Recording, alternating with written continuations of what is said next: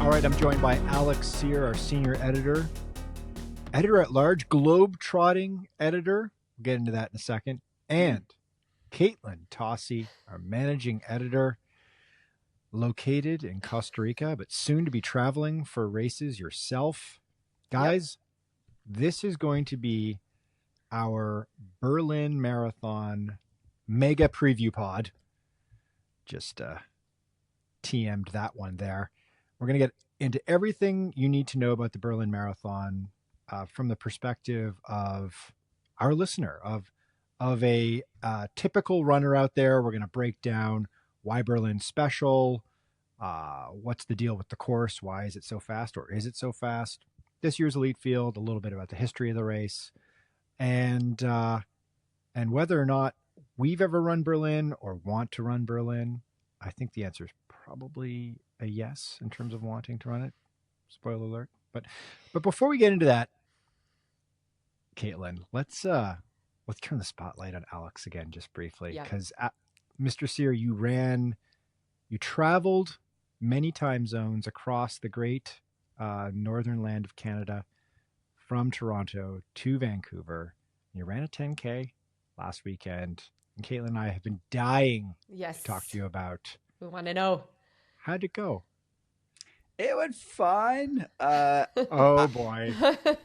No, you know what? You know what's weird is I gave myself this like super public goal this time. I think probably through this channel and other places that I want to break 30 before I turn 30. And I have 11 months to go. Okay, I turn 30 next August.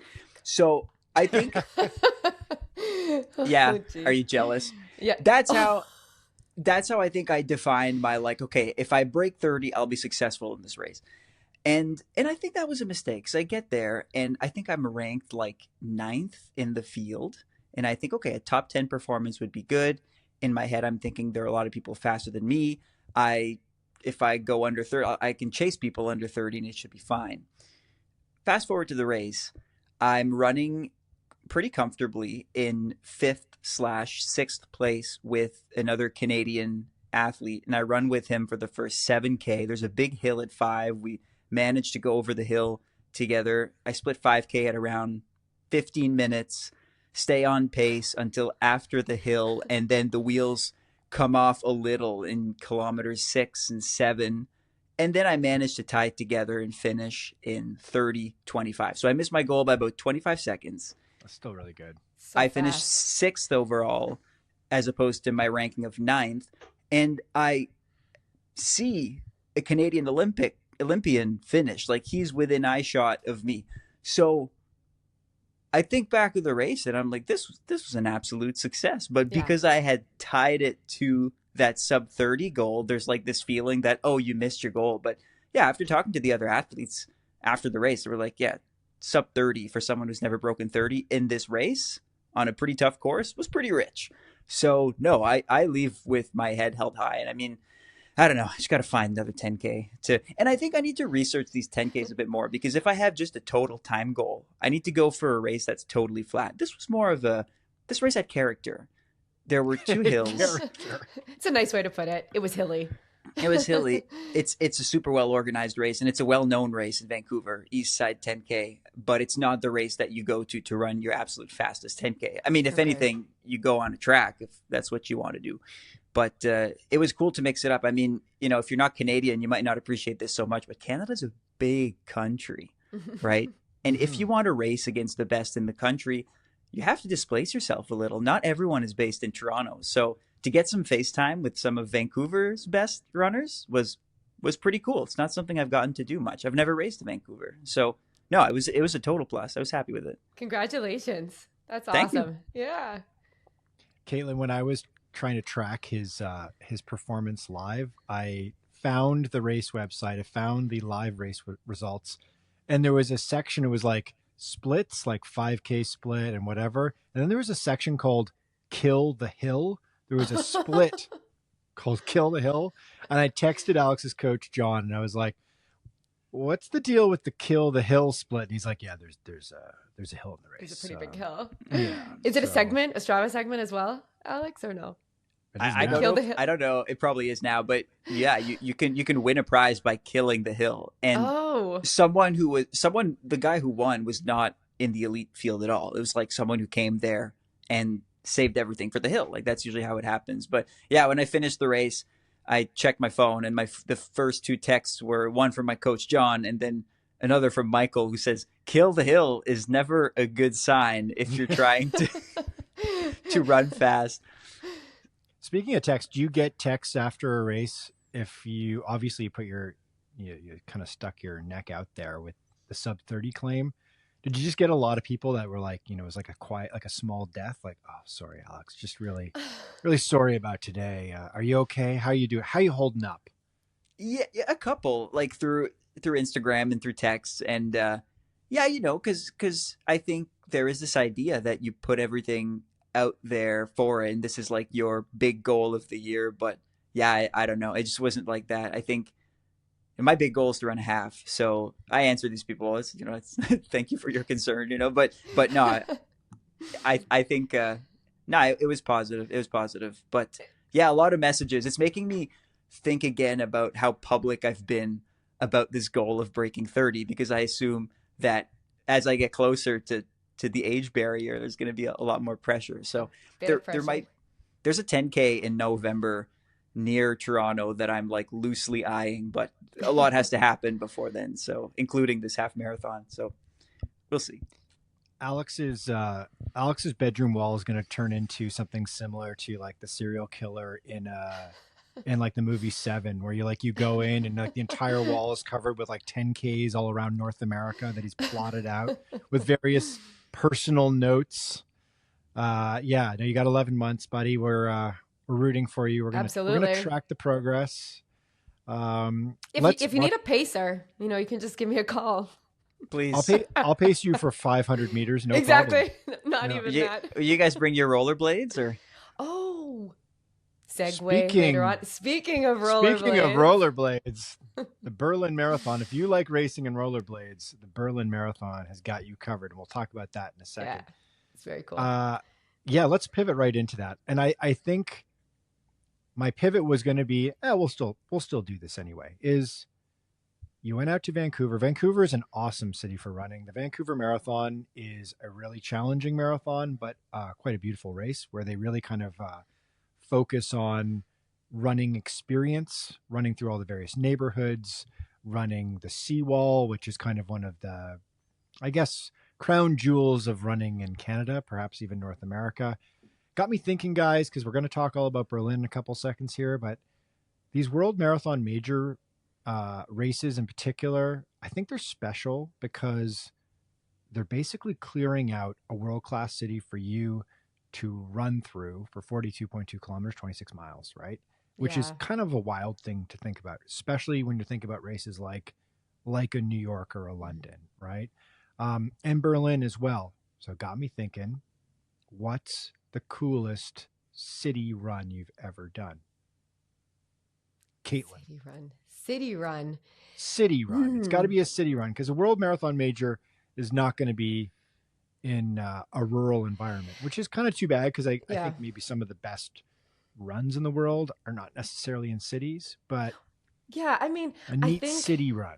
Yeah, and I feel like when I go on vacation or something like that, I love to explore cities by running, but the roads haven't been closed per se if I've done that, because maybe I haven't run, a lot of marathons where the roads have been closed off. But I would say like when I traveled to Italy and I would, run Rome and run running through these cities to get to know them is obviously amazing. The road marathons that I've done was, let me see, Twin Cities in Minnesota.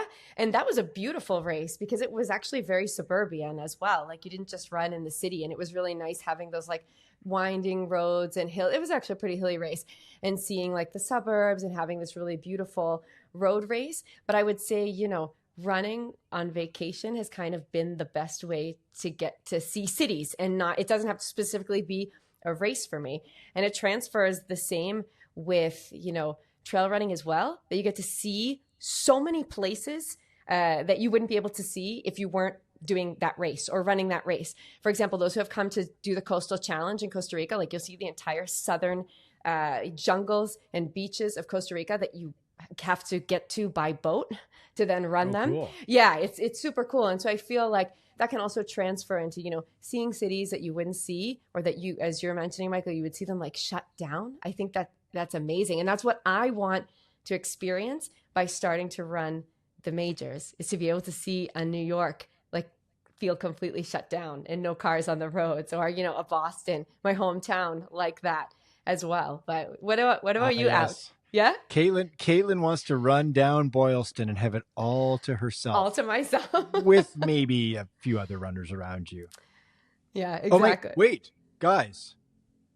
Did you run? You ran under 6 whatever minutes for your qualification time, Katelyn, for Boston this year? Yes. So you're in, right? You're in. I haven't received it yet, but they sent us an email that said we would hear by the end of the week if we got accepted. Okay. So I'm just waiting. I'm just waiting for the email. I hope so, because I'm getting really excited about it. I'm starting to like plan, and I really hope I get in. But yeah, we're going to hear by the end of the week. Alex Sear, best city running experience. Doesn't have to be a race, of course. Okay. Okay, I know I mentioned my favorite one, which was running through Reykjavik, Iceland at 5 a.m. when the sun was up, because it was May and they were in their long days. And no one was awake because their workday, it was a weekday, and their workday probably started at 8 or so. And so I was completely by myself running through the city. I know I've mentioned it, so I'll mention my second favorite one. I was in Lyon, France last year. It was also May. And I don't know if you've ever been to Lyon, but it's a very hilly city. It's like one of these like standard European cities that seems to be built on a bit of, it's not a mountain, but it's a hill. And so to get to any nice running route, you need to walk down the hill. After a few days of running into like the park, which is called Parc de la Tête d'Or, Golden Head Park, after a couple of days of that, I was like, okay, I want to challenge myself differently. So I made myself a route that went from the top of the Lyon Hill down to the park and back without using stairs, because there are many stairs, because most people have to go down this hill. So it was a type of serpentine route that took me from my Airbnb to the park and back. And I remember I was coming off an injury, so it also just served as like a weirdly highly conditioning hill workout of an easy run that I did a couple times. And it was pretty cool. So that's probably my number 2. And same thing, just a great way to get to know the city. My sense of direction like sucks. It's really not good. But when I run, something clicks and I start to understand the landscape. So that's actually how I got to know how to get around Lyon too. Survival instinct. I always need backtrack. I always need backtrack on the watch. I never know where I am. But what about you, Michael? I'm going to go chalk here. This is kind of a boring pick, but it's just, it's the reason why everyone wants to do it. The New York City Marathon. Mm-hmm. What a crazy, wonderful experience that is. Like, New York is nuts. Manhattan is always packed. Running in Manhattan sucks if it's not marathon race weekend, or the New York City half is pretty good too. But actually getting to run the 5 boroughs and covering the areas you cover, and it's just incredible. It's just the best marathon. Now, was in London to cover the race and watch my wife run in the spring, and she had very, very positive things to say about London, and I think she was sort of swayed by that as maybe the best marathon she's ever run before. And she's done New York, she's done Berlin, she's done them all, I think, and save for Tokyo. So TBD on London. And I liked running around London, but running around a major city is really tough when you're not, when the roads aren't closed down for you. So right. I would say this is like the most like no shit thing ever for me to recommend to people. But New York City Marathon, get into that, stuff that ballot, get into the marathon if you can. It's worth doing. It's incredible. All right, let's pivot right into the marathon major in question that's coming up this weekend. Okay, we're recording on Tuesday. Berlin is this Sunday, September 29th. Race starts at 8:50 a.m. local time is the starting gun for the elites. and then the mass fields start at around 9:15, and there's like I think there's 4 waves that go out between 9:15 and 10:30. So if you know somebody running the race, you got to figure out exactly when they start. Going to be streamed on Flow Sports, so Flow Track in Canada, the United States, the UK, and a couple of different territories as well.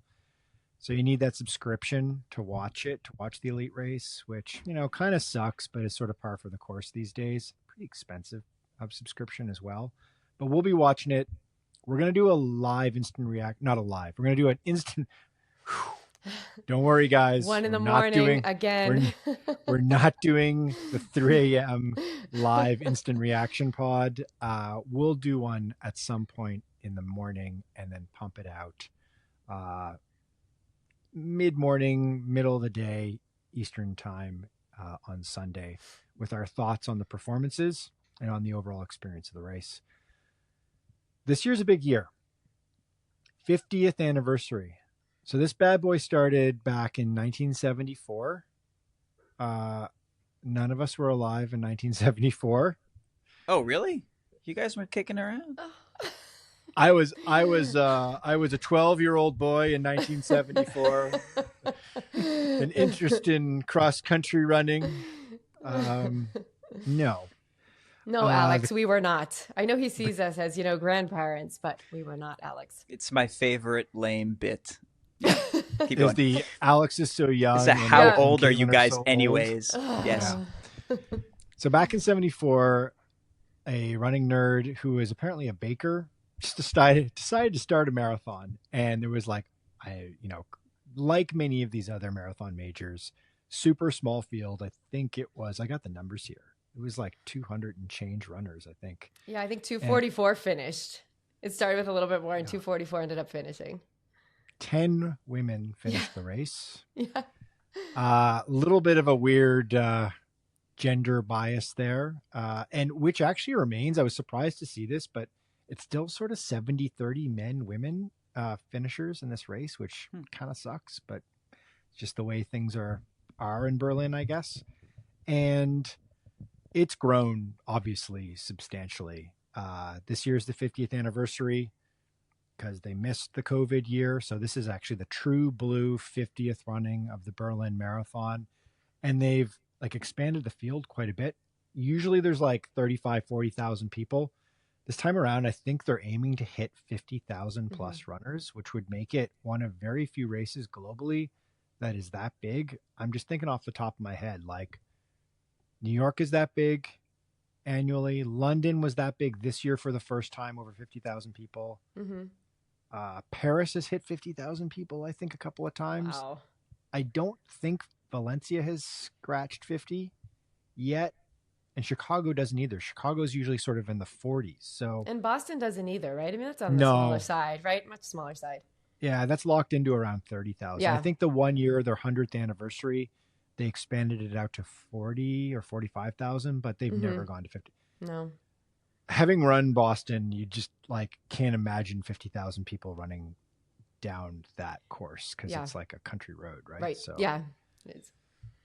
I have been told that Berlin is a pretty congested race because it starts right at the Brandenburg Gate, right at the sort of in the heart of the city, and it's a pretty jam-packed start, I think, for the mass start. So 50,000 plus people is going to be a heck of an experience for runners.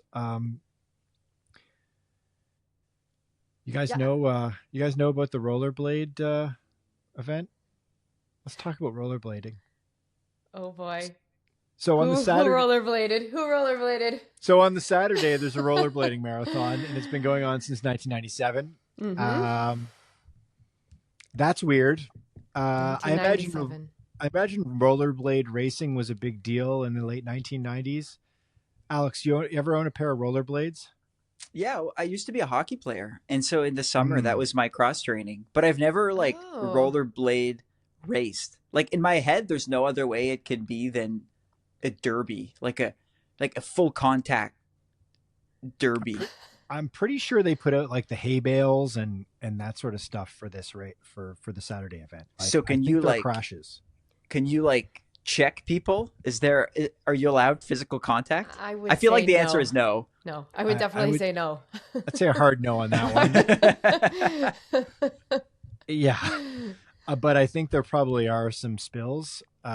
It's fast. Just take a quick guess. What's the course record for the Berlin Rollerblade Marathon? What do they call it? Inline skating. I think I would be cheating a little bit because I remember reading about it. I think it's somewhere around 50, 59, like just under an hour. Is it under an hour? I would have said an hour because I feel like when I was rollerblading and running, my rollerblading was around twice as fast as my running. So there you go. I take the record and split it in half. So 1 hour. 1 hour for the men, 1 hour 5 for the women. It's 56:49 for the men, 106:35 for the women. Okay. All right. Okay. So, unfortunately, Eliud Kipchoge, who we'll talk about in a bit, we'll talk a lot about Eliud in a bit, he cannot transition into his next life as a breaking one rollerblader in Berlin. That's not going to happen because it's already been done. Because it's already happened. Guys, I remember roller skating in a roller skating rink. Definitely ice skating in an ice skating rink, and rollerblading like from my house to the neighborhood kids' houses. And that's like how my brother and I got around. We're on rollerblades when we were kids. It's coming back. Is it? No. Yep. Is it? No. There are some people in Toronto who run their errands by rollerblading. I see one every few days. Damn you. Gen Z is taking it too far. Rollerblading is that's the line. That's the line that they've crossed in sort of assuming all of our 90s nostalgic crap pop cultural references. Like, okay, I'm fine with the Nirvana t-shirts, but rollerblading is a bridge too far in my opinion. Would you be happier with skateboards? Of course I'd be happier with skateboarding never went away, Alex. It never went away. But it's harder. It's harder to do. Like, it's harder to do. Although I can't rollerblading skateboard is well. awkward. But skateboarding's a lot harder. I think. Yes, it is. Yeah. I struggle to stand up on a skateboard. I think 1997 was sort of peak rollerblading, and it's just like the most Euro thing ever. It just never went away in Berlin. They do this race every single year, and you probably won't be surprised to learn that it's won every year by like Olympic speed skaters who are rollerblade racing or inline skate racing in the off season. Mm-hmm. I am surprised. I would have guessed that it wouldn't attract elite athletes because it's now so niche. That's kind of cool. Okay, so let's pivot away from rollerblading because I'm sure this is the content that all of our listeners have come to hear is the rollerblade element of the Berlin Marathon, and let's pivot right into American football in Germany. So, a natural pivot. Another weird factoid about this race is it's owned not by a company per se, but by and this is another very German thing. It's owned by a sports club. So a club. Okay. A company called, or a club called SCC Berlin, which has a soccer team, like a soccer club that you can join with various tiers. It was in the Bundesliga, the elite league of soccer in Germany for a while. I think it's been relegated though. And they also own an American football team called the Berlin Rebels. I went down a weird German American football in Germany rabbit hole, researching for this pod. Congratulations to the Potsdam Royals for winning the German Bowl in 2023. New season's coming up, guys. Very excited about this. I may have to VPN in to watch some German American football. So that's that. That's another weird element of this race. And let's talk a little bit about this race as a world record course, because I think when I ask you guys Berlin Marathon first reaction, my answer is super duper fast, right? My answer is world records. Mm-hmm. You guys feel anything else? Is there any other? If we do a mood board for the Berlin Marathon, what's the first thing that comes to mind? Mine is like a picture of Eliud Kipchoge setting the world record a bunch of times. Yeah, no, it's that for me. I found a stat that said that the last 8 men's world records prior to Kelvin Kiptum breaking it in Chicago last October happened in Berlin, Yeah. which like I had to fact check that because I was like, there's no way. But then you go back in time, and yeah, I think it's almost overshadowed anything else about it. The only thing I think about when I think about Berlin is it's fast. Mm-hmm. Yeah, I think that's what we all have, in our minds. And the women's world record from last year, that just hasn't even been close. Like no one has even been close to it. So, I mean, yeah, when I think of Berlin, I think of fast as well. If you can run, if the women's world record can be run in 2:11 in Berlin, I don't care what anyone's argument is. It is fast because that's I've said this in the pod before and I stand by it. Show me a world record in any sport that's more impressive than that. And I think that Tigst Assefa, who set the world record last year in Berlin, has a real argument for the wildest sporting performance in history on that course. Yeah. So Alex, 9 men's world records, and 4 women's world records have been set on the Berlin course, including that world record from last year. And 4 of the top 10 men's all-time marathon performances on this course. Interestingly, only 1 of the women's top 10, and that is, of course, the world record. So still a very fast course, but, you can see sort of how they construct the men's and the women's elite fields, like 13 of the top 50 all-time times side are from Berlin, but only 6 of the top 50 in the women's side, which is kind of interesting. Yeah, it seems like it's less of a destination for women across the board, and that would take more researching to find out why, but it's just kind of strange. Indeed. Okay, so the course itself, not to go down the rabbit hole of like a history geography lesson here, but basically the course is really intelligently constructed because you can put a pin right in the center of Berlin, and the Brandenburg Gate, which is like literally the old-timey entry point of old Berlin, is this gate, 19th century gate that was built, big stone column gate, very iconic in European history. And then the Berlin Marathon itself is just sort of like a giant squiggly circle that goes around the city, does a big tour of the city, and ends up back, and you actually get to run through the gate, which is super cool. Yeah. And this race, know a little bit about recent 20th century history. So this race started in 1974. So that means that this race took place for many years during the Cold War, and the Brandenburg Gate actually had the Berlin Wall like blow right by it. Like, so in 1987, when Katelyn and I were both in our 30s, and we're watching Ronald Reagan give the famous speech in front of the Berlin Wall, he's actually the Brandenburg Gate is behind him, and then the Berlin Wall is right behind the gate, and he's saying, Mr. Gorbachev, break down this wall, like pull the famous like bring down this wall speech that sort of precipitated the end of the Cold War and the fall of the Berlin Wall. Like, that's it. It's right there. Like, when you're standing in the starting area waiting for that race to go, you're like right at the center of a lot of really important moments in 20th century history. I think that's something that would really draw me to that race, would be the history, because I love history. I love world history. So I think that would be something super cool for me, not even just thinking about the race and a fast course and the marathon part, but to go to Berlin and to actually just be part of that and standing there. I think that would be amazing. Yeah, same here. I don't know what it is, and I think this has gotten attention in mainstream media in the last year for some weird reason, but I think there's a point in time where men start to think about history. They talk about the Roman Empire. Like, they write about how men in their 30s and 40s think about the Roman Empire once a day. Now, I'm not yet 30. And I don't think I think about the Roman Empire once a day. Maybe I'm behind. Maybe I need to start thinking about it twice a day now to catch up. You do need to catch up. You do. Yeah. And I don't know, my inkling is not that, or my instinct is not that, but mine is Nazi Germany for some reason.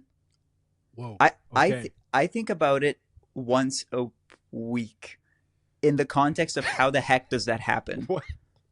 Yeah, I don't know. This started like Oh, in the last. context. Okay, that's fair. But once a week, that's a high Yeah, yeah. frequency. This started about 6 months ago, which kind of I don't know where it came from. So I want to go to Germany for it. I've been to Munich airport so far. That's it. So yeah, I think I would like to be there. I was going to ask you guys, have either of you been to Berlin before or to Germany? I have not, but it is on the list. I've been to Berlin. I've spent some time there. I've driven on the Autobahn. Well, the Autobahn's sort of a concept. Mm-hmm. It's not one Autobahn. It's just like roads where there's no speed limit. Fun. But I've never been to Berlin. And Alex has been to the airport in Munich. We've got Where some were you traveling going to to? do, guys. I know. Oh, it was disappointing because the airport was beautiful and I ran through it. I needed to catch my layover. I was going from France to Toronto, so Lyon to Munich to to Toronto, and I all I did was run and bought 2 Cliff Bars because I didn't have time to get proper lunch. Pretty sure Cliff Bars are American. Yeah, I had no real German experience, unfortunately. But I noticed a lot of leather. German manufactured Cliff Bars. They had a Maybe. slightly different taste to them.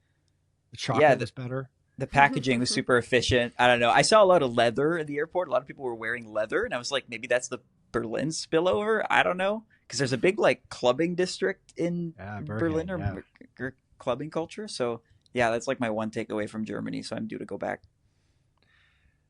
Do you guys count if you've been to an airport, but not anywhere else in the country? Does that mean that you have traveled to that country? Absolutely not.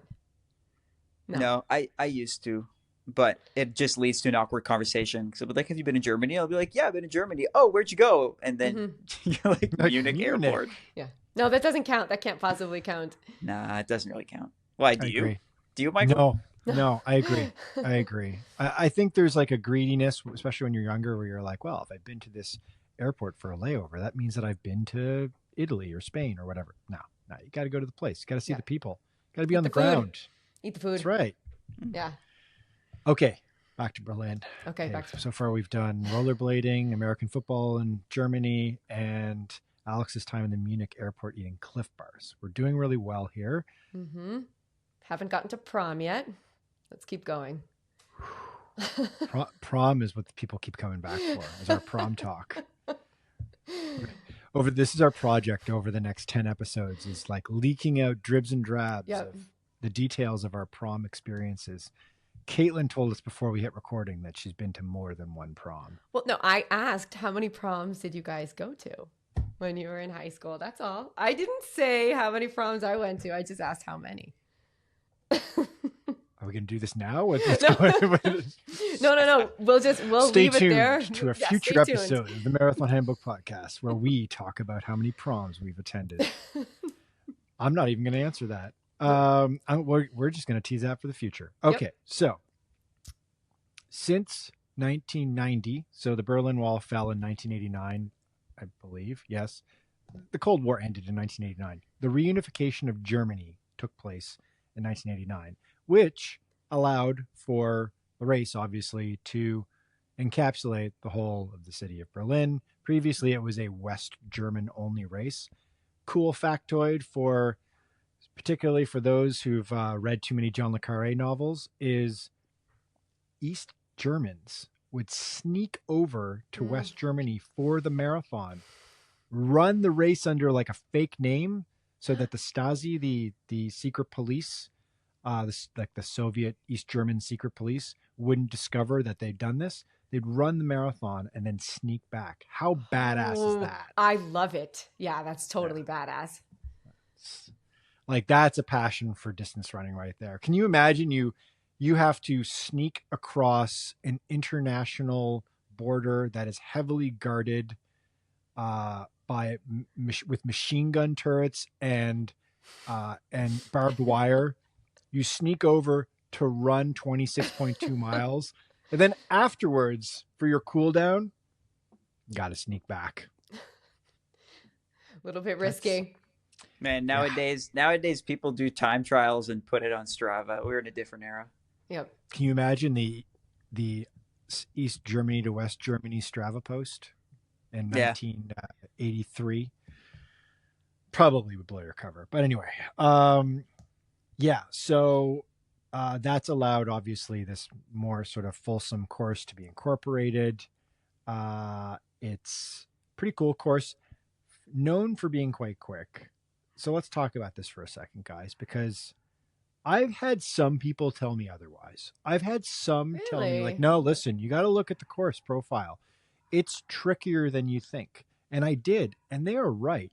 It sort of seems to fall somewhere between London and New York in terms of major marathon course profiles. It's not hilly by any stretch, but there is a section that climbs a little bit about 2/3 of the way through the race that looks a little bit tricky. It's got a very gentle last 10K.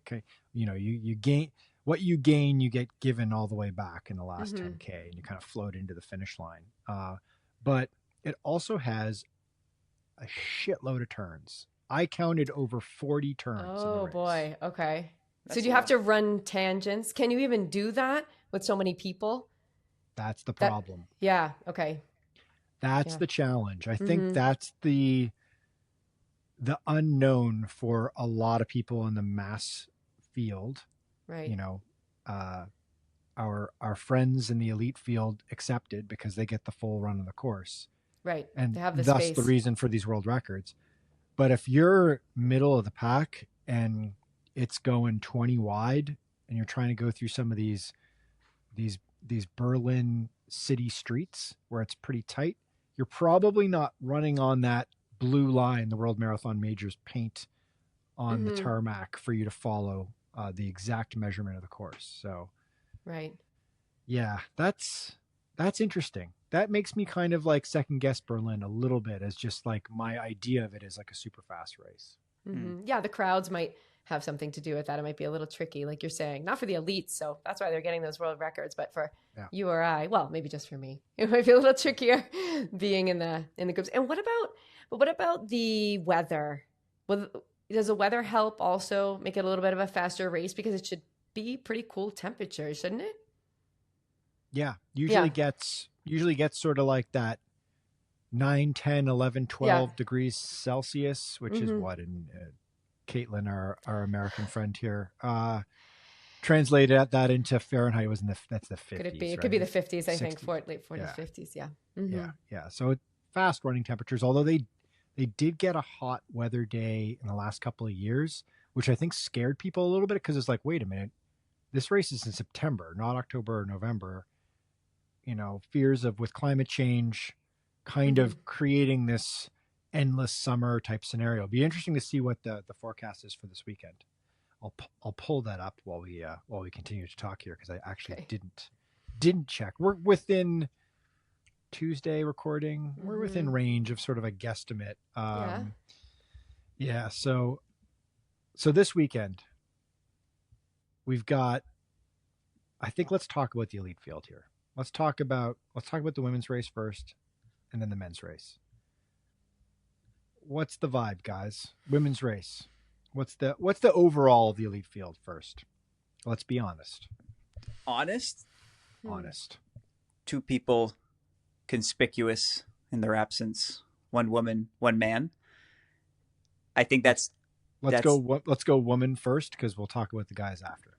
Well, I mean, on the women's side, it's that the fact that Tigst Assefa isn't there. She's become like Miss Berlin the last couple of years, 2-time defending champion. And yeah, again, I mean, how much can we harp on the 211 as a generation defining performance? But it totally is. And I think that's what defined the Berlin Marathon the last couple of years, is her presence there. And the fact she's not there is, you kind of lose a flavor of the race. But it's like Kipchoge, how we talk about, when he's not at a race or he's not at his best, it opens up the field for someone else to come in, or maybe 2 or 3 or 4 people to battle it out in the front. So the fact that we don't have a huge familiar name in the front of the women's race might actually be a good thing. And it's not that everyone is an unknown either. I'm personally very excited to see Genzebe Dibaba on the marathon course. She's done it a couple times. I think she's scratching the surface. She's one of the fastest track athletes ever to exist.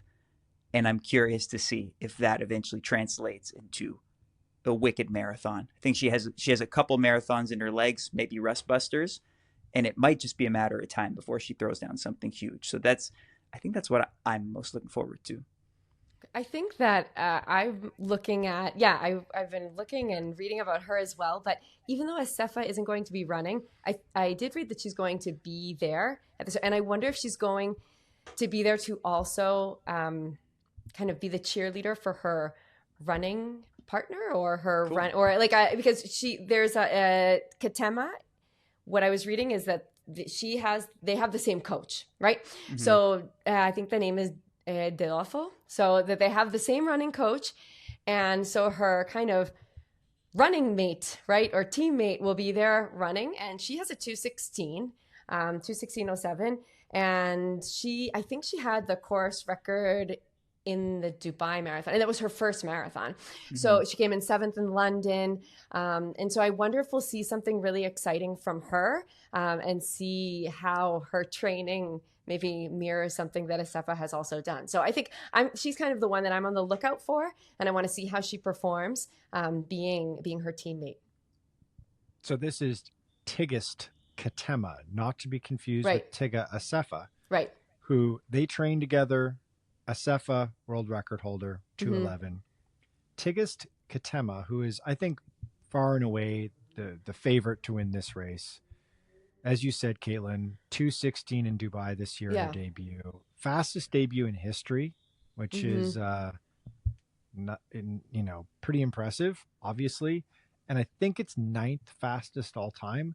So are we going to get a situation where a relative unknown marathon runner, similar to Tigst Assefa this past year, somebody who is not super on the radar of the casual fan, is she going to go from 2:16 to 2:10?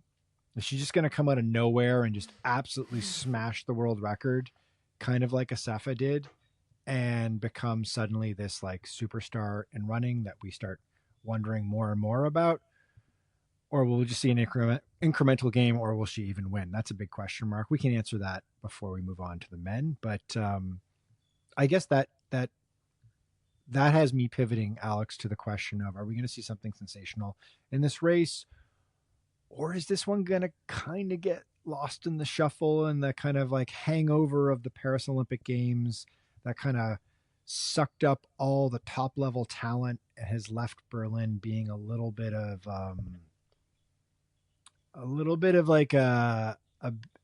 kind of a B list of performances and athletes here? Well, Berlin inadvertently shot itself in the foot by having too many awesome performances in the last few years. It's kind of the curse of a really good road race, as you keep expecting more and more. Just you saying that, will we see a 2:10? That's an absurd thing to say.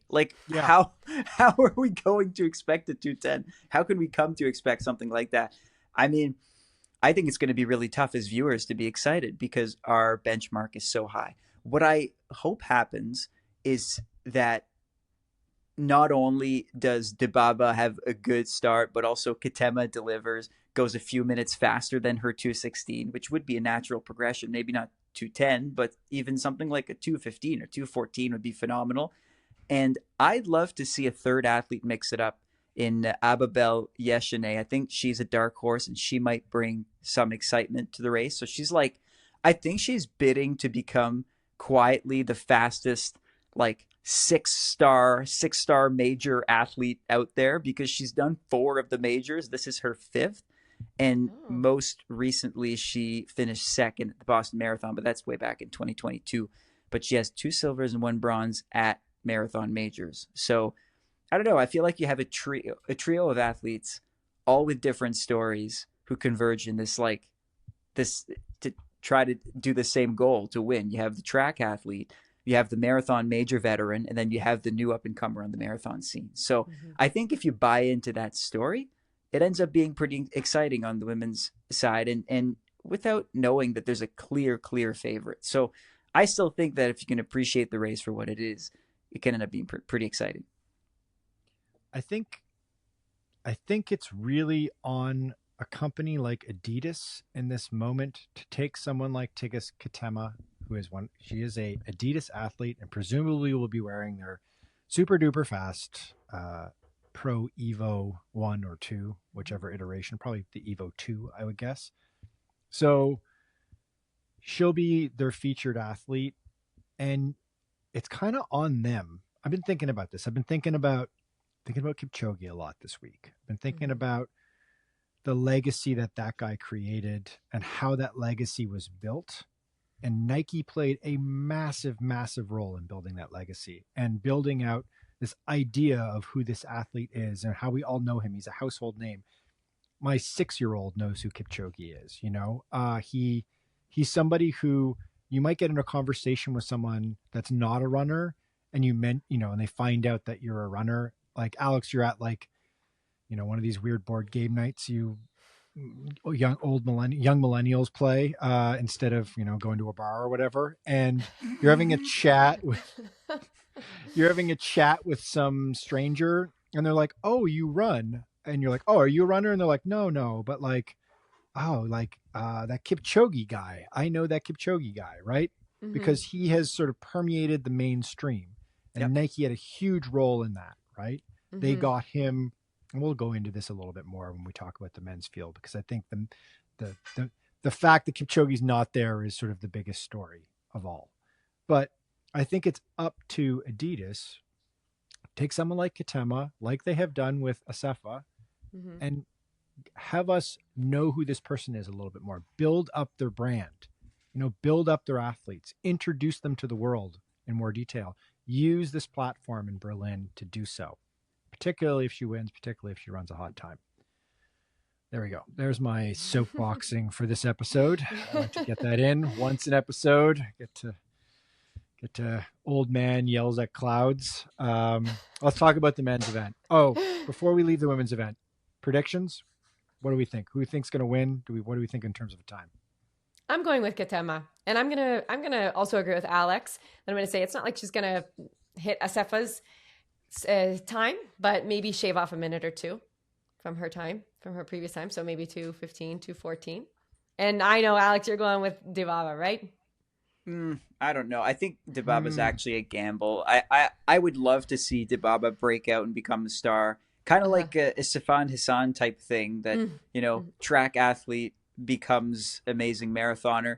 I don't know if I would bet on it. I probably agree with you, but just because I want to maybe bet against you, I'm going to go with Ababel Yeshane. And we got to create some competition here. Right. $10. $10, let's do it. I mean, Canadian dollars? Sure. Okay, so... So like $4 American. $4 American? No. An American coffee?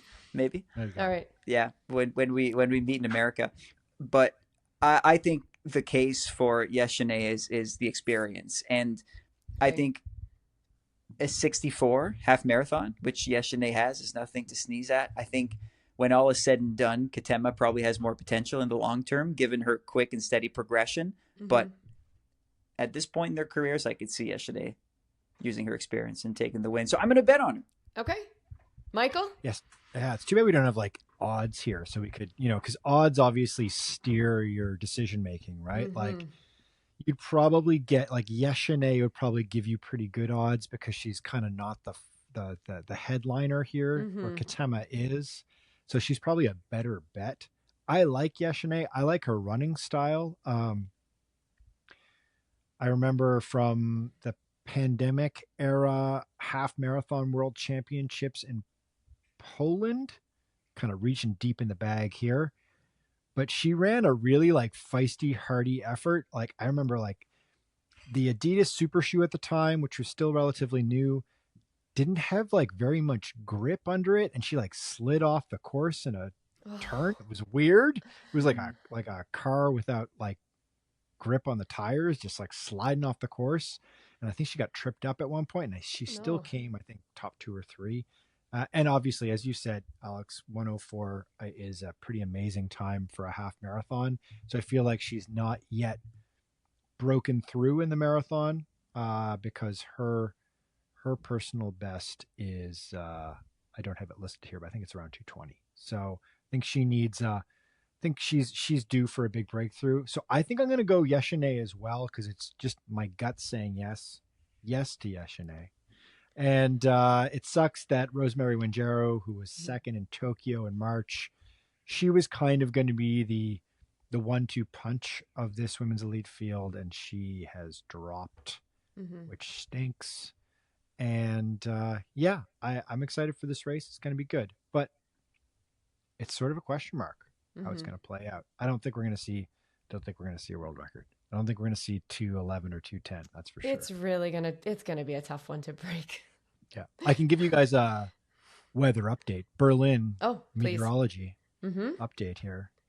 It's 9 a.m. It's going to be 9 a.m. It is going to be 8 degrees and mostly clear and sunny. Perfect. In Berlin. 8 degrees Celsius, which 46. is 46 Fahrenheit. Nice job, Caitlin. Yeah, got it. That's it's chilly. That's prime running weather. Is it perfect? Yeah. That's perfect. Aren't there, I need to fact check this, but aren't there scientific studies out there that show that roughly 8-9 degrees Celsius is the optimal running temperature? Yeah. You'll talk to a lot of Ethiopian and Kenyan runners who say that they find that a bit cold. And so if you're one of the weirdos like us who will be up in the middle of the night live streaming this thing at 3:00 in the morning, you'll probably note that if it's 7-8 degrees Celsius at the start line, you might see some of the elite runners wearing like gloves, long sleeve, maybe even a toque, maybe even like the winter hat, which, probably will come off at some point in the race, but at least to start. So, but it is, I believe there's a pretty comprehensive meta-analysis of a whole bunch of top level marathons that were done over a long period of time. And I think the sweet spot is 8-9 degrees and overcast with low humidity is where you get the fastest races. Okay. Men's race. Okay. The men's race. It's going to be a weird one. Yeah. I think it starts with this. This is a crazy stat. This is the first time in 11 years that someone by the name of Eliud Kipchoge or Kenenisa Bekele have not been in the elite field at the Berlin Marathon. That's over a decade where these two guys dominated the race. Wow. Yeah. So this is a changing of the guard. Completely. This is what I would categorize as the end of Eliud Kipchoge in particular as box office must-see TV and marathoning. This is a real, I think the moment that we can pinpoint is the Paris Olympic Marathon when the guy stepped off the course. That was the end. And Kenny Bekele was, back there as well. But really when Kipchoge struggled in Paris, that was the formal end of an era, I think, in men's marathoning, elite marathoning. And this is the beginning of the new era, this Berlin Marathon, because this race, which has been so dependent on these two guys and on Kipchoge in particular, has to now try to figure out a way to move on and create an identity as an elite race and an elite men's race without him. And I don't think there's any turning back. Do you guys think that even if he airdropped in on Sunday and it was like WWE wrestling and it's oh, it's Kipchoge. He's coming out from the stands. He's going over one over the barriers. He's coming in to run the race 10 seconds before the race starts. And it's coming off the top rope, Eliud Kipchoge. I don't think any of us are going to change our bets, right? We're not going to be okay, Kipchoge's going to win now that he's here. Depends. Is he wearing a cape and a Zorro mask? That would be so dope if he was. Then if so, yes. Yeah. So I don't think we're ever going to see, this is a hot take, I don't think we're ever going to see Eliud Kipchoge win a marathon major again. And I think this race is the beginning of a new era. So guys, now who do we we've go got to? Move on. We've got to pick up the pieces here. It's hard to move on. It's like the end of an era, like when Tom Brady retired. Oh, here we are again. There's someone named Patrick Mahomes who begs to differ that this is an end of an era. I don't know who you're referring to. I ignore Patrick Mahomes. Okay, we're not going to get into Patrick Mahomes II. Come on. The So- future goat. Michael, be careful. Not today. Not today, because my poor Patriots are not having a good start.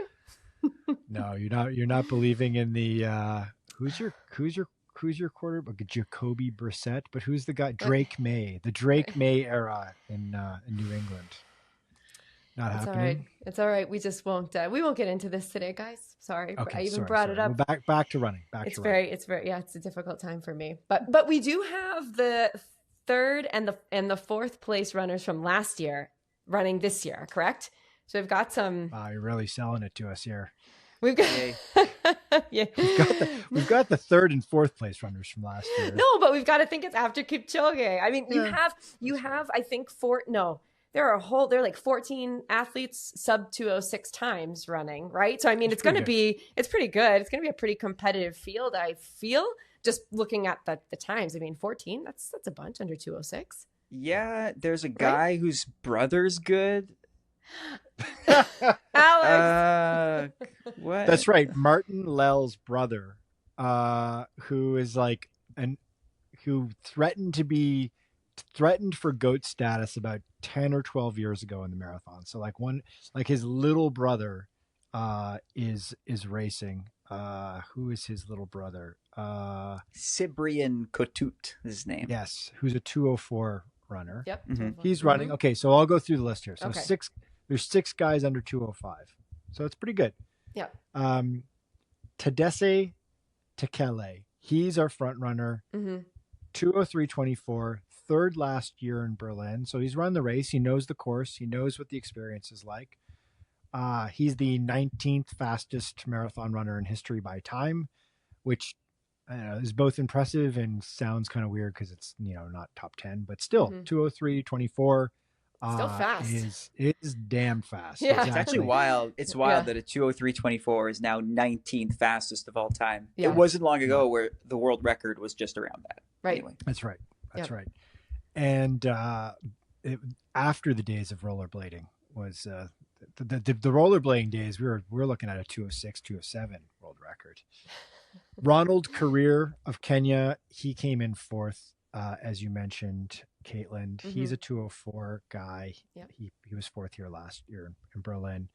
And another interesting name, your boy Alex, Kibiwat Candy. Yeah. He is the former half marathon world record holder. Mm-hmm. But he's been like, quote unquote, disappointing in the marathon because he's only run 204.48. Yeah, but he's another one. Like I'd put him in somewhat in like the Dibaba category where you're not quite sure where his potential lies, right? A 57 is incredibly fast. Maybe it's just a thing where he has to figure out the marathon and do it twice, right? So I'm actually, he's the athlete I'm most excited to watch. He's probably I'll save my bets for later, but he's the one name I think that gave me excitement in the post Kipchoge Bekele era of Berlin. So I'm really looking forward to seeing what he can do. Yeah, he's performed really well on flat fast courses. I believe he is a veteran of the Valencia marathon experience. Mm-hmm. And as you said, 57:32 is his former world record time in the half marathon, which is just wild that someone can run 57 minutes in the marathon. And it's also wild that it's not the world record anymore. Mm-hmm. And that was also in Valencia, right? I think so. I believe it was. Yeah, yes. I believe it was. Yeah. They bring in the old stacked field for the half marathon in Valencia. And then there's a couple of pacers, Asmare and Kiros, 2 guys to keep an eye out on that have both run under 205, but they are doing pacer duties. And the reason why I'm bringing pacers to your attention is because Berlin has a weird history of having pacers either win the marathon unexpectedly or a weird kind of controversial finish involving a pacer. So many years ago, a pacer was like the last guy standing in the race. The person he was assigned pacing duties to dropped out. So the pacer was just kind of like, I guess I'm going to win this thing. I might as which well happened, go. That was about 15 years ago that happened. And then also one year, Jeffrey Kamworor was pacing the world record holder at the time. I believe it was Jeffrey Mutai. I'm just going off memory here, guys. This was about 10 years ago in Berlin.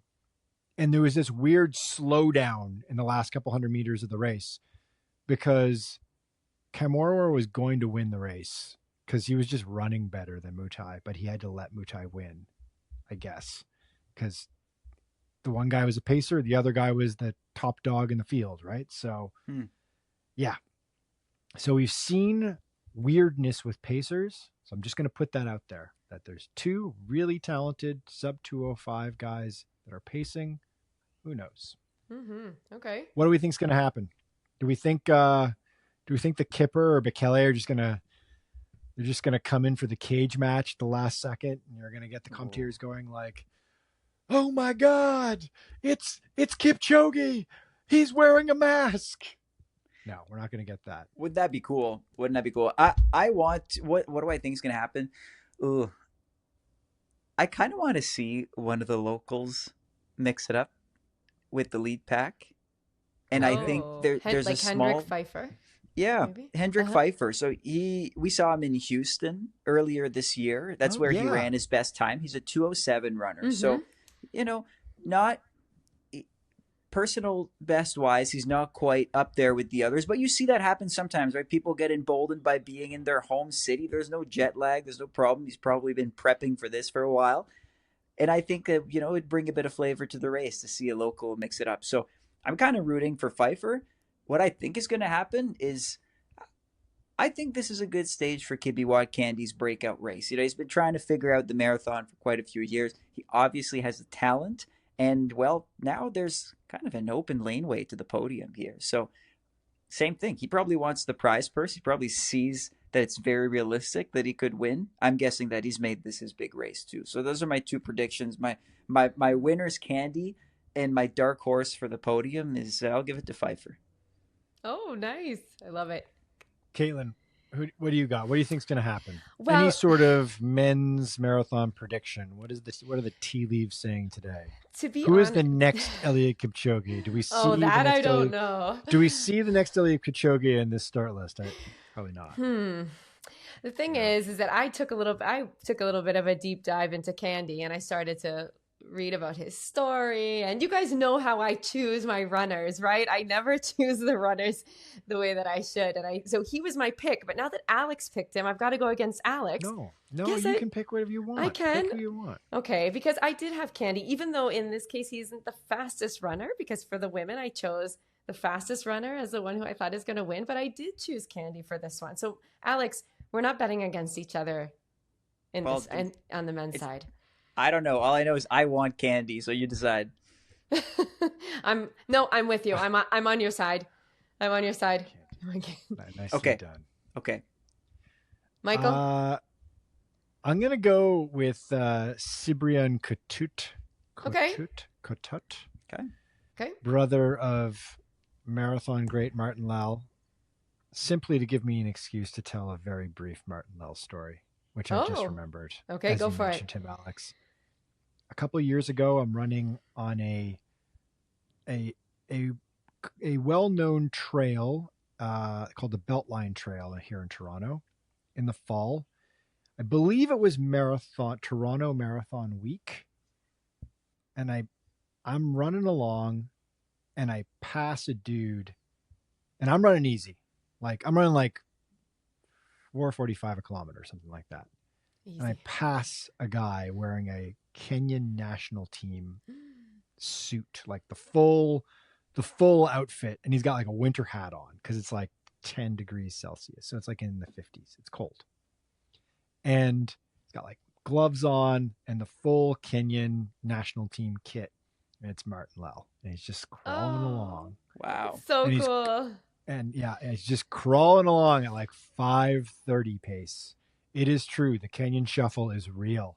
And I felt like such an asshole going by the guy because I was like, this guy is so much better than I could ever possibly dream of being. And I am passing him here on my stupid I feel easy run. I would have slowed down because there's a respect gap. You got to just leave the guy, or just I would turn around. Yeah.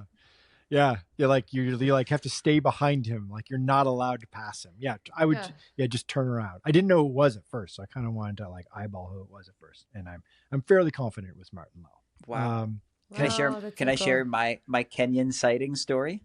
Yes. Of course, that's what we're here for. Has That's what nothing the to do people. has yeah, nothing to do with Martin Lell, but this is from 2017. I'm living in Eastern Canada, Halifax, Nova Scotia. It's post university, so I'm working at a physio clinic in reception at a reception desk.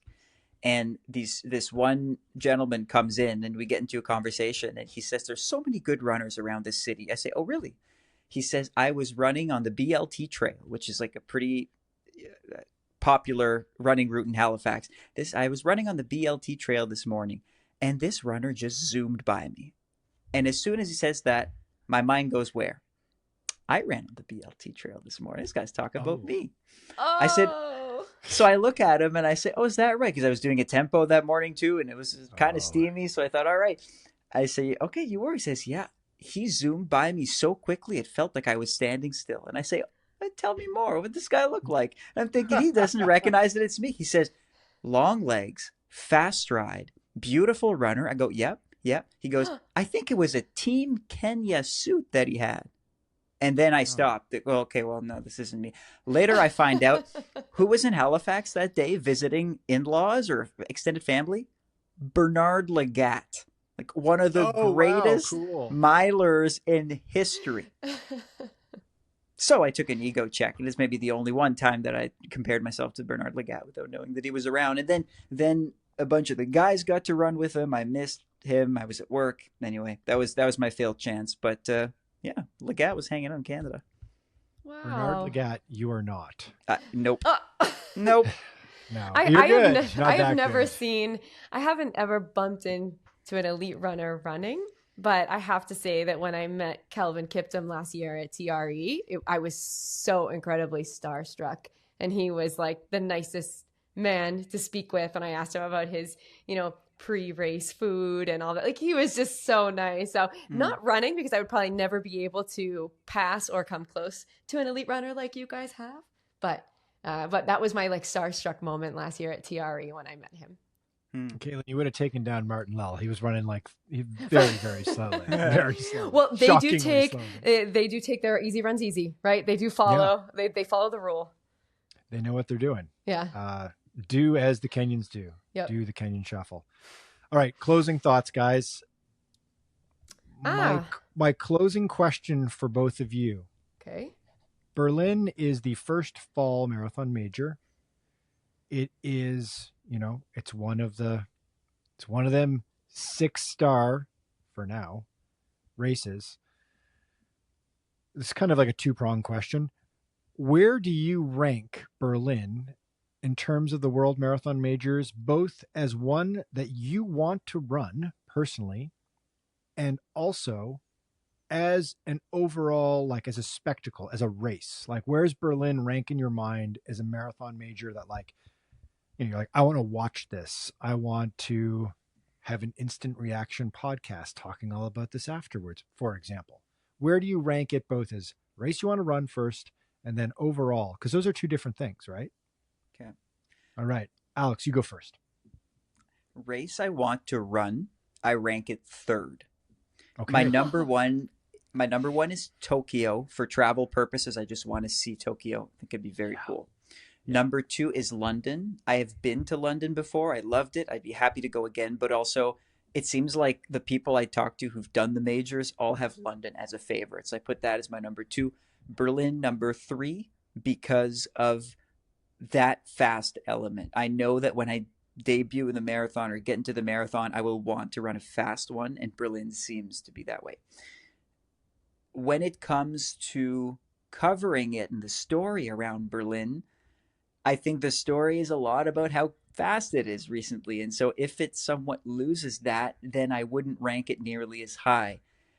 I think Boston obviously has a lot more story to it. I would rank Berlin probably closer to Chicago in that it's exciting because you always think that you might see something great, but there might not be as much history or at least known history around the race itself, like say a Boston or a New York or a London. So I'll call it 5.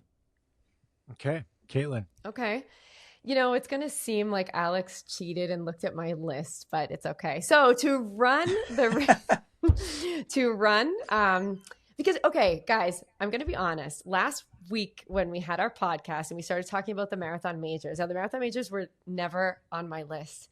But after we had the podcast last week, I really started thinking about it and talking about it with friends. And I decided that I do want to do it. So you see, you guys gave me the bug with talking about them. So I definitely want to do it. So I actually made the list in my head, already kind of thinking about it. I know there are lotteries and such, and I have to be lucky to get into a lot of them. But Boston is number one for many reasons, right? Boston is number one because it's my hometown.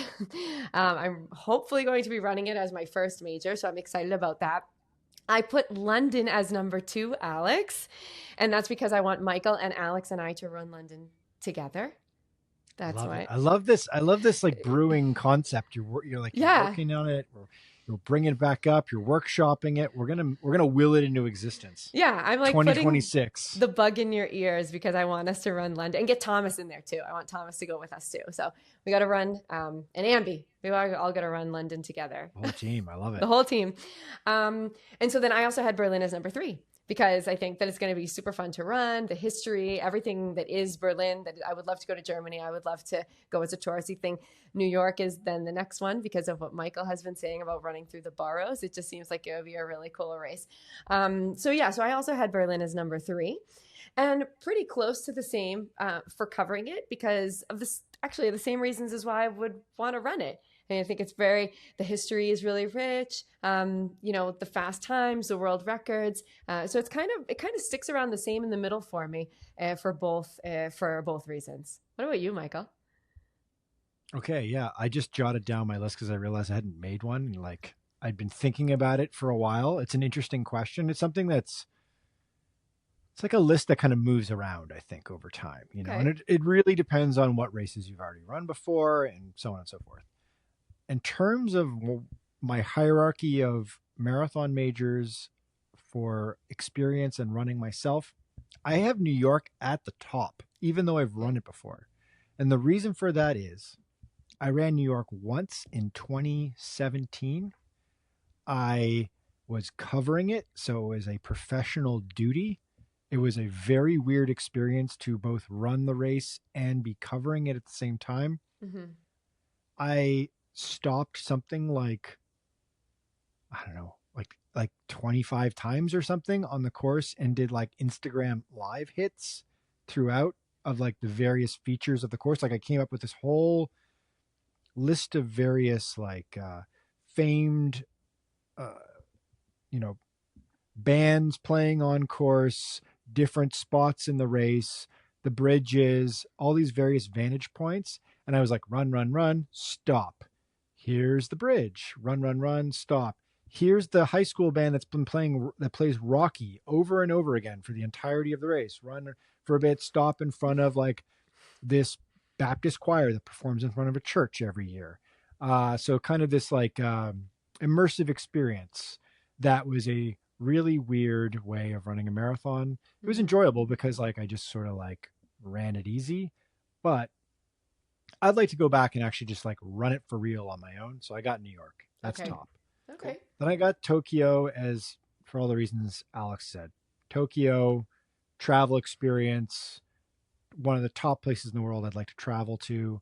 It looks like a pretty darn good race. The Japanese are obsessed with the marathon. Let's do this. Then I got London because I've been to London to cover the race.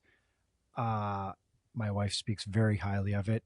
I had a great experience, even though she didn't love her performance, which is always telling. When someone has a crappy race and they still sing the praises of the marathon, you know it's a good race. Yep. So London looks awesome. Want to do that. And then I have Berlin. I haven't run Berlin. Want to do it. Then after that, back to Boston again for the hilly torture test that is running the Boston Marathon, the chess match with the course, and then finally Chicago, just because I've run it so many times. It's like now it's been like reduced to the bottom of the list because I'm running it this fall. So, and then in terms of experience, Alex, going to Boston and covering the Boston Marathon is the funnest thing ever. That's and cool. It's such an exciting race from a history and cultural perspective. Boston's the top for me. Then New York for very similar reasons. Mhm. London is third. Chicago, Tokyo, and I got Berlin last right now. And the reason why I have it last is just I feel like it's sort of just for this year, it's like lacking a bit of identity. Like I want Tigst Assefa back on the start line next Mhm. year, and I want to see them start to like take responsibility for building out the identity of the next wave of great distance runners. Mm. That's on. It's on Adidas. It's on Nike. It's on races like Berlin. It's their responsibility to do this. So let's go. Let's do that. Make a prediction. Yeah. In 2 years' time, 2026, Joshua Cheptegei and Jacob Kiplimo will line up in Berlin and steal the show. The two Ugandans. Kiplimo, by the way, has the half marathon record, right? He's the one who took it away from Kibiwott Candy, and Cheptegei, obviously the Olympic 10K champion. That's going to happen, and I think that's what's going to bring the identity back to Berlin, because the identity is that it's fast. I don't think Berlin can go away from it. They're in deep trouble if they can't produce fast times for a couple of years, but my guess is that they're fighting to get that back. So hopefully this year, if not, hopefully soon. 2025, Berlin breaking 2. That should be their project. Ooh, next year? That should be their project. Amazing. Next year, I mean, there's the World Championships in Tokyo in the summer. They should just, because someone's going to do this. Some event, some race, be it one of these marathon majors or our friends in Valencia, because they're already kind of teasing at this for this year. Mm-hmm. If it doesn't happen this year, which it probably won't, in 2025, someone, or 2026, one of these two next couple of years, someone is going to need to bring a shitload of money together and just bring all the best, all the total killers in to try to break sub 2:11 or 10 in the women's side, and then 2 hours on an official course. As we know, Kipchoge did it in 2019 on like a test event that was designed for him, right? That would be cool. That should be Berlin's goal for next year or the year after. Whether or not they want to put that together, well, it's up to them. All right, guys. I think that's it. I think we've done it. I think we've covered off. This is the most complete preview out there on in the pod universe for the Berlin Marathon. Until next week, make sure you subscribe to our newsletter, Monday to Friday. Katelyn Tossi, you are one of 2 overseers of the great newsletter, along with Jesse Carveth, our teammate and news editor. Alex Sear, what you got coming on the YouTube channel? What you just put a video out? We just put a video out, a review of the Brooks Glycerin Max, which is a wild super shoe, I guess super trainer, who were in New York doing a review. So that was pretty cool. I'm like working in the background on a breaking 30 video, for which I need, to break 30 minutes over 10K. So we're still workshopping that, but we're gathering clips slowly. We'll be sending the documentary crew to every single 10K you do over the next 11 months, just like with bated breath at the finish line. It's like 35 seconds. Shit. We gotta go. We gotta go for another one. It'll be like a $200 million project to capture Alex breaking 30 minutes in 10K. But we're working on it. Another video I'm working on is I think people want to know how to break 15. That's what I've been told. And so that's caused me to like look internally and think, what is it? What's the secret sauce to breaking 13? Sorry, to breaking 15. To breaking 13, stay tuned. Wow. Stay tuned. I got to say, I will never break 15 minutes in the 5K and never could have, but I would like to watch that video. I'd like to know how you did. Yep. So me too. Curious. I'm curious. Okay. We'll have to tee that one up. All right, guys. We will be back in your ears and on your eyeballs on YouTube, as we do a video pod, as well as on all the podcast platforms. Falling apart here. We will be back on Sunday for a Berlin instant reaction pod, talking all about the elite races, the experience of the race, and much more. I think we're going to get a little intel from Mr. Amby Burfoot is running Berlin, our teammate, and the godfather of Marathon Handbook. So we will hopefully get a little bit of insight from him as well. And we'll talk to you on Sunday.